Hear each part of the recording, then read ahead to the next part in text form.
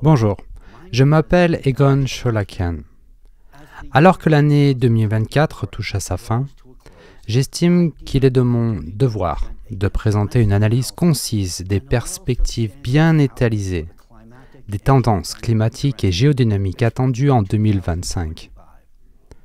Sur la base des données disponibles, nous pouvons affirmer avec confidence que l'année à venir connaîtra une intensification substantielle des cataclysmes climatiques, ainsi qu'une escalade à la fois de la fréquence et de la gravité des phénomènes géodynamiques. Permettez-moi de commencer par la situation actuelle. En 2024, nous avons observé une augmentation sans précédent de l'intensité des phénomènes naturels, environ 7% de plus que l'année précédente. Cette exacerbation se manifeste à la fois par l'augmentation de la fréquence et de la puissance de ces cataclysmes, ce qui indique des changements de plus en plus importants au sein du système planétaire de la Terre. Cependant, ce qui nous attend l'année prochaine est profondément alarmant. D'après nos calculs et notre modélisation mathématique, nous prévoyons pour 2025 une augmentation de 12 à 15% de l'intensité des phénomènes naturels par rapport à l'année en cours 2024. J'insiste délibérément sur l'importance de ces chiffres. Ils sont sans précédent dans notre histoire d'observation moderne. Il est particulièrement préoccupant de constater que nous ne sommes pas seulement témoins d'une augmentation linéaire, mais plutôt d'une accélération progressive et exponentielle dans cette détérioration. En l'absence d'action humaine collective, nous n'avons aucune raison d'espérer un ralentissement ou une atténuation de cette tendance. L'état des océans n'a fait qu'empirer cette année. Ce fait ne peut être ignoré. L'accumulation d'énergie dans les systèmes océaniques de la planète a atteint un seuil encore plus élevé, qui se manifestera inévitablement cet hiver par des chutes de neige abondantes, des températures basses records et d'autres aberrations. Au cours de l'année à venir, nous prévoyons l'apparition de nouveaux phénomènes climatiques et naturels dont beaucoup seront très différents de ceux auxquels nous avons été habitués. Nous serons probablement confrontés à des événements météorologiques extrêmement plus fréquents et de ces combinaisons inédites de catastrophes naturelles et à des processus qui dépassent les paramètres observés jusqu'à présent. De même, l'état du Gulf Stream, l'un des pivots du dispositif climatique mondial, est particulièrement préoccupant. Il continue de ralentir et le risque d'un arrêt brutal est de plus en plus élevé. Un tel ralentissement entraîne des profondes transformations dans le système mondial d'échange d'eau. Les interactions atmosphériques et océaniques étant perturbées, leur déséquilibre s'accentue. En conséquence, nous sommes confrontés à l'intensification des ouragans et à des sécheresses généralisées, à la modification des trajectoires des vents et à des anomalies aiguës de température. Ces changements risquent d'avoir de graves répercussions climatiques et sociétales à l'échelle mondiale. Chers collègues, je souhaite aujourd'hui attirer votre attention sur une incompréhension fondamentale qui persiste au sein de la communauté scientifique concernant les changements climatiques actuels.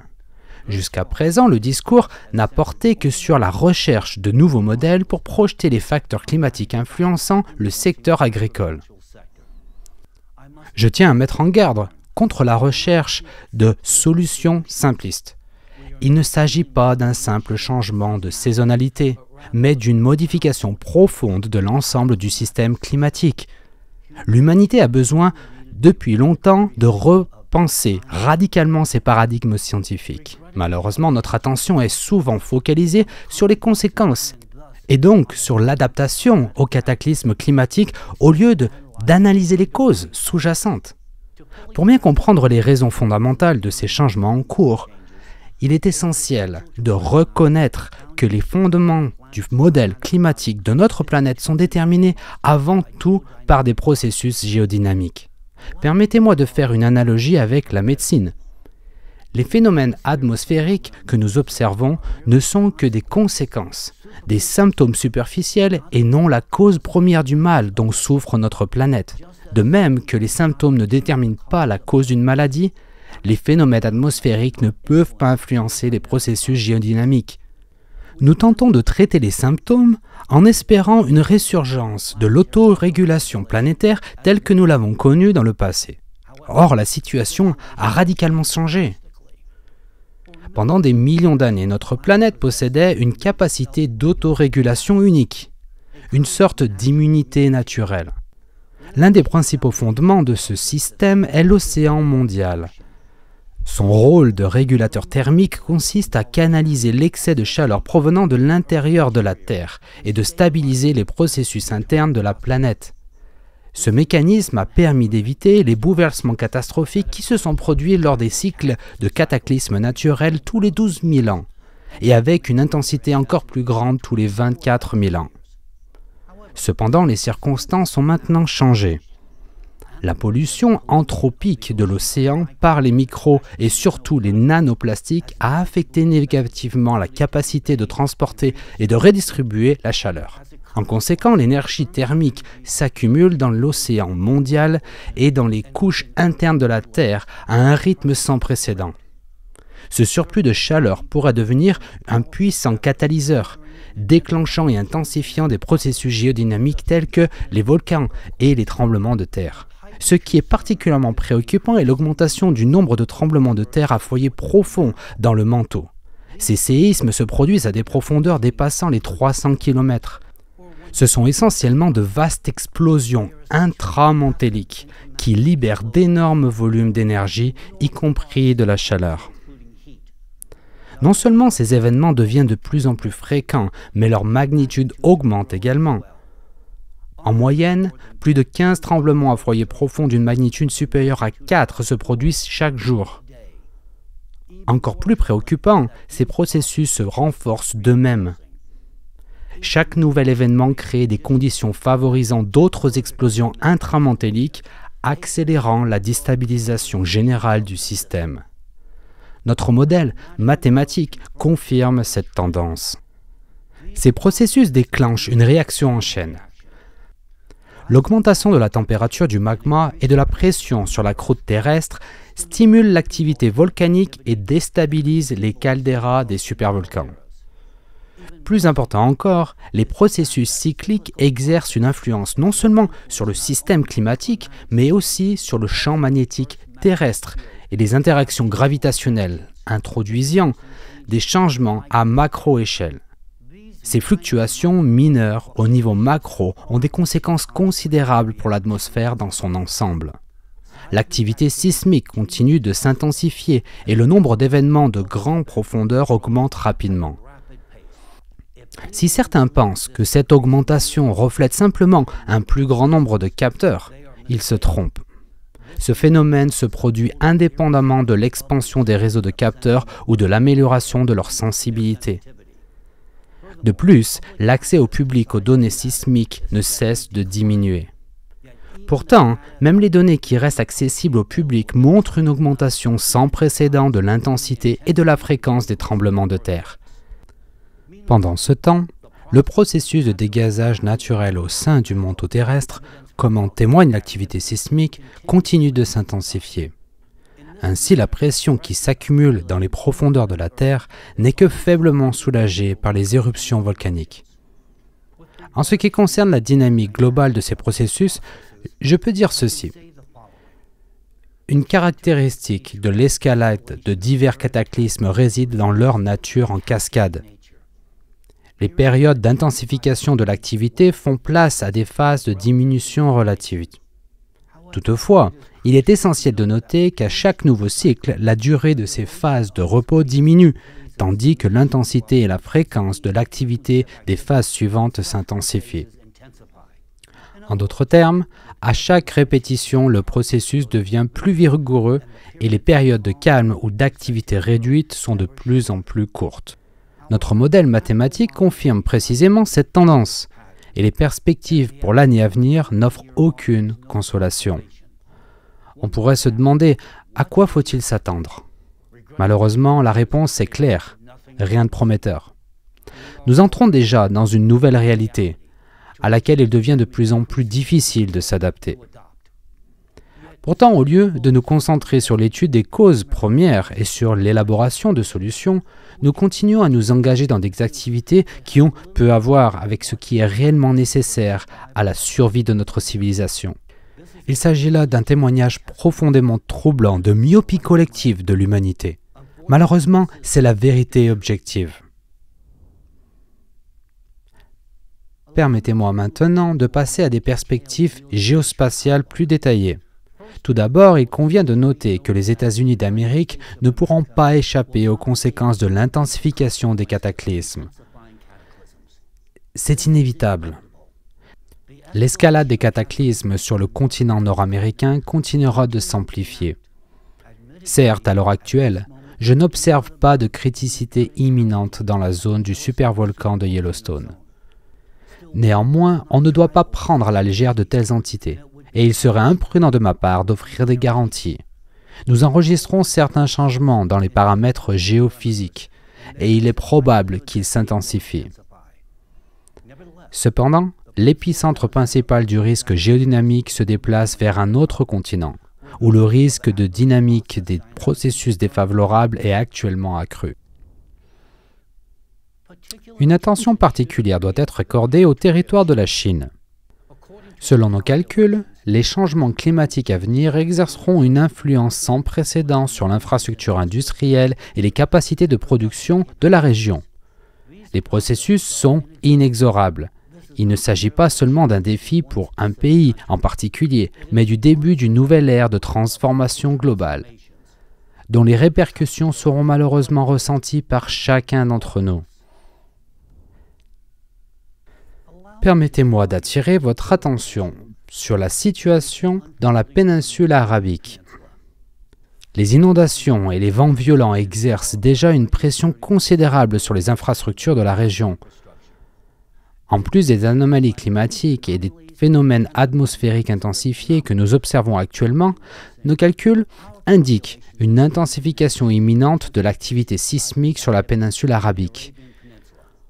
Au cours de l'année écoulée, le nombre de tremblements de terre d'une magnitude supérieure à 3 dans cette zone a doublé, ce qui signifie que l'émergence de puissants tremblements de terre dans la région n'est qu'une question de temps. Lorsque l'escalade rapide de l'activité sismique de magnitude supérieure commencera à affecter cette région, les conséquences pourraient s'avérer extrêmement graves. Les futurs changements géodynamiques dans la péninsule arabique sont inévitables, et il est de notre devoir professionnel d'avertir la communauté scientifique et le public. Je suis sans aucun doute sincèrement désolé pour Dubaï. C'est une ville magnifique, mais son avenir est prédéterminé. Aujourd'hui, je voudrais également attirer votre attention sur la situation extrêmement dangereuse qui se déroule dans la région méditerranéenne, en particulier en Italie. Alors que beaucoup ont les yeux fixés sur Yellowstone, qui selon les prévisions actuelles ne présente pas d'indicateurs critiques pour les années à venir, la situation du supervolcan italien Campi Flegrei semble bien plus alarmante. Ce complexe volcanique présente des signes d'escalade extraordinaire rapide de l'activité sismique. Et l'année 2024 a été particulièrement remarquable à cet égard. Jetez un coup d'œil au graphique du bulletin Campi Flegrei de novembre 2024, publié par la section de Naples de l'Observatoire du Vésuve. Ces graphiques illustrent l'évolution des principaux paramètres sismologiques du Campi Flegrei depuis 2005. Au cours des 12 derniers mois, la région a enregistré 6547 tremblements de terre, ce qui représente une augmentation de près de 8% par rapport à l'année précédente. La majorité de ces tremblements de terre se sont produits à des profondeurs allant jusqu'à 3 km, avec une profondeur maximale d'environ 4 à 5 km. Ces tremblements de terre peu profonds sont particulièrement inquiétants, car leur profondeur limitée indique une augmentation de la pression dans les réservoirs de magma. De plus, de tels événements peuvent servir de précurseurs à des événements plus importants, y compris des éruptions volcaniques ou des ruptures majeures de failles, car la sismicité peu profonde signale souvent l'instabilité des couches rocheuses environnantes près de la surface. Depuis 2019, la région a connu une augmentation de la fréquence des tremblements de terre d'une magnitude supérieure à 3, ce qui confirme encore l'escalade de l'activité. En outre, l'énergie totale libérée par les tremblements de terre de 2019 à 2024 a déjà dépassé celle du bradyséisme, le plus important jamais enregistré en 1983. Les bradyséismes sont des mouvements verticaux de la croûte terrestre. Les données sur le taux de soulèvement du sol dans les zones de déformation maximale confirment le processus continu de gonflement dans une zone particulière près de Puzzolirion Terra depuis 2007, qui est clairement associé à l'intrusion de magma. Au Campi Flegrei, nous continuons également à observer une augmentation constante d'autres paramètres thermiques et géochimiques. Ces processus indiquent une accumulation d'énergie dans le système du Campi Flegrei. L'Italie doit se préparer à de graves conséquences et le reste du monde ne doit certainement pas se complaire dans l'insouciance. Soyons honnêtes, les événements que nous décrivons sont inévitables. Nous devons les affronter non pas avec panique, mais avec une compréhension philosophique des lois de la nature et de la réalité qui nous entoure. C'est précisément la raison pour laquelle, après avoir analysé les données mondiales, j'insiste sur l'importance de la préparation de l'Italie à ce qui pourrait arriver. J'estime qu'il est de mon devoir de transmettre les observations les plus alarmantes, à savoir les processus géodynamiques en cours dans la région de la plateforme de la Sibérie orientale. Malheureusement, en raison des actions d'un individu, nous ne disposons que d'informations limitées et devons nous fier principalement à des indicateurs indirects de ce qui se passe en Sibérie. Cependant, même les données dont nous disposons indiquent une tendance stable à l'augmentation de la pression sur la plateforme Sibérie orientale par le bas, en raison de l'ascension d'un énorme panache de magma. À en juger par les déformations marginales et des processus géodynamiques émergents, nous pouvons affirmer avec confiance que la pression exercée par le panache sur la plateforme est étendue et significative. Le soulèvement de la plateforme a déjà commencé. Il s'agit sans aucun doute d'une tendance profondément tragique. Cependant, il y a un autre aspect de ce phénomène qui mérite notre attention. L'activité actuelle du panache sibérien pourrait servir de soupape de sécurité au sein du système géodynamique mondial. Nos recherches montrent que la redistribution actuelle des contraintes du manteau contribue à une légère réduction de la pression dans le réservoir de magma d'autres systèmes supervolcaniques. Abordons maintenant séparément le mécanisme de soulèvement de la plateforme. Les modèles traditionnels supposent que lorsque les panaches mantéliques s'élèvent et chauffent la lithosphère sous-jacente, ils devraient créer un soulèvement substantiel de la surface pouvant atteindre 2 km de haut avant que le magma ne perce. Cependant, il n'y a aucune indication géologique d'un tel soulèvement dramatique dans les régions des trappes de Sibérie, qui se sont formées à la suite de l'intrusion de panaches magmatiques il y a 250 millions d'années. Une étude publiée en 2011 dans la revue Nature par les géologiques Solovev et leurs collègues instituts de Russie, d'Allemagne et de France a apporté un changement fondamental à notre compréhension de la dynamique du panache mantélique.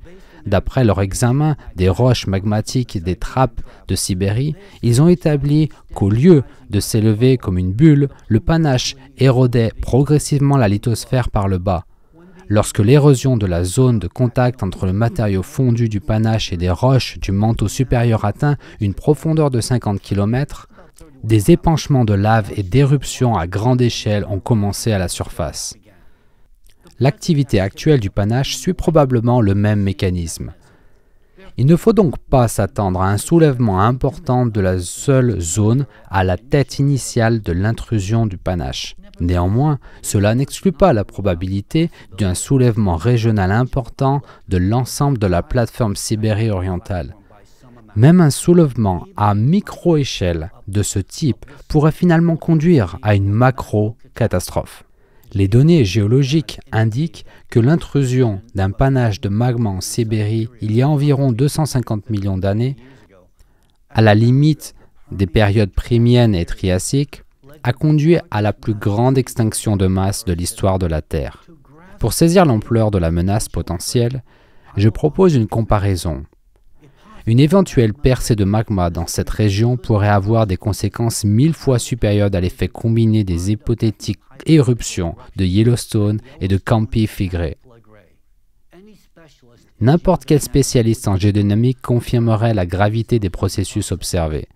D'un point de vue scientifique, nous assistons à un scénario classique dans l'évolution d'un événement géologique de grande ampleur, l'intrusion d'un gigantesque panache magmatique. Si l'humanité ne prend pas de mesures liées à l'ingénierie volcanique en Sibérie, il n'y a que deux scénarios possibles. Le premier est la percée soudaine d'un panache sibérien et l'extinction rapide de l'humanité. Le second est une émergence progressive de lave à la surface semblable à ce qui s'est passé il y a environ 250 millions d'années, entraînant la disparition lente et douloureuse de la population d'un continent entier. La question essentielle n'est pas de savoir si l'un de ces scénarios se produira, mais plutôt son ampleur. Les conséquences seront-elles limitées à un continent ou affecteront-elles l'ensemble de l'humanité? Nous nous trouvons dans une situation assez ambivalente en ce qui concerne la plateforme Est de la Sibérie. D'une part, nos calculs montrent que le bloc lithosphérique de cette région possède une solidité exceptionnelle et une réserve importante de résistance à la déformation. Ces caractéristiques permettent d'espérer qu'au cours des années à venir, la plateforme résistera aux assauts du panache. Cependant, depuis 1 an et demi, nous ne disposons pas de données précises sur la dynamique des processus géologiques dans cette région, ce qui complique grandement notre capacité à prévoir les événements. En même temps, nous ne devons pas oublier que le risque de percer dans la fosse des Mariannes, un problème que nous avons discuté à plusieurs reprises et qui n'a pas diminué. Une telle percée pourrait se dérouler selon un scénario analogue à celui que l'humanité observe sur Mars.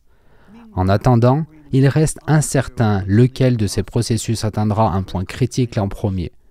L'épuisement de la résistance de la plaque Est de la Sibérie ou la déstabilisation de la région de la fosse des Mariannes. Lequel de ces scénarios est meilleur ou pire est littéralement à vous de décider. Je dois préciser que les réponses à bon nombre de questions cruciales apparaîtront probablement dans les années à venir. Les processus en cours exigent l'attention immédiate de la communauté scientifique internationale et des efforts coordonnés en matière de surveillance et d'évaluation des risques. Cependant, comme vous le savez, l'humanité est maintenant confrontée à une situation dans laquelle, en raison des décisions prises par un individu, l'accès aux données géologiques cruciales dans la région de la plaque Est de la Sibérie est littéralement bloqué. Depuis 1 an et demi, nous sommes incapables de mener une surveillance complète des processus souterrains dans cette région.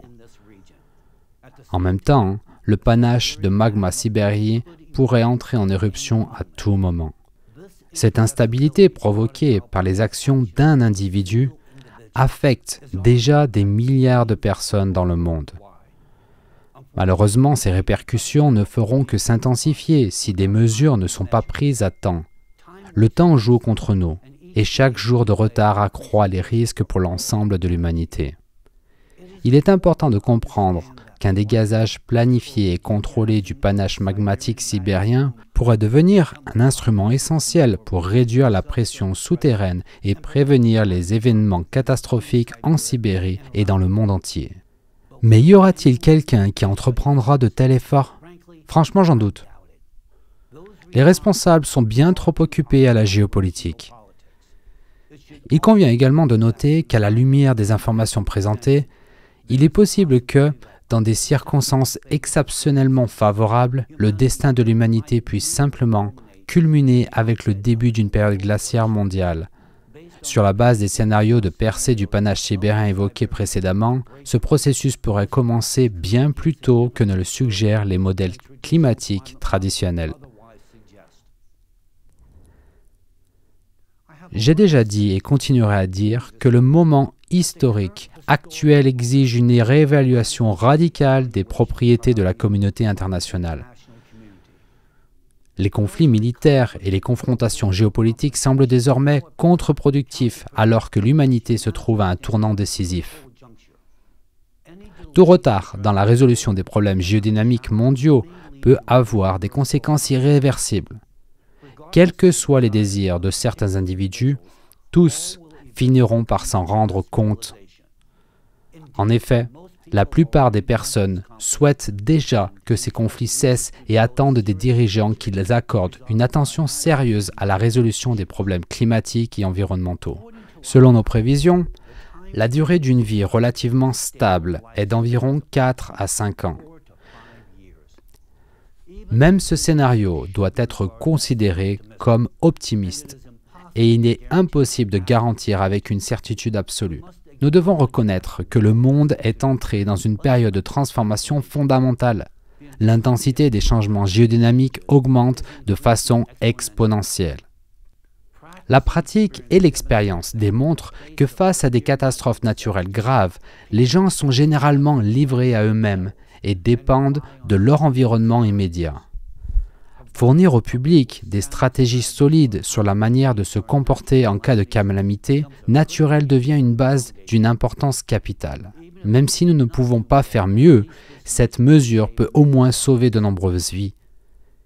Il est donc essentiel d'être préparé et de posséder des compétences de base en matière de survie, ainsi qu'une compréhension claire de la manière d'agir dans les conditions extrêmes de l'intensification des cataclysmes. Les événements à venir exigent un plus grand sang-froid, une vigilance accrue et la volonté d'éviter les risques inutiles. Soyons attentifs aux avertissements des services de secours et, si nécessaire, évacuer les zones dangereuses à l'avance. Cela peut vous sauver la vie. N'oubliez pas que votre vigilance et votre préparation face au cataclysme peuvent non seulement vous protéger, mais aussi protéger votre entourage. Prenez soin de vous. Votre vie en vaut la peine.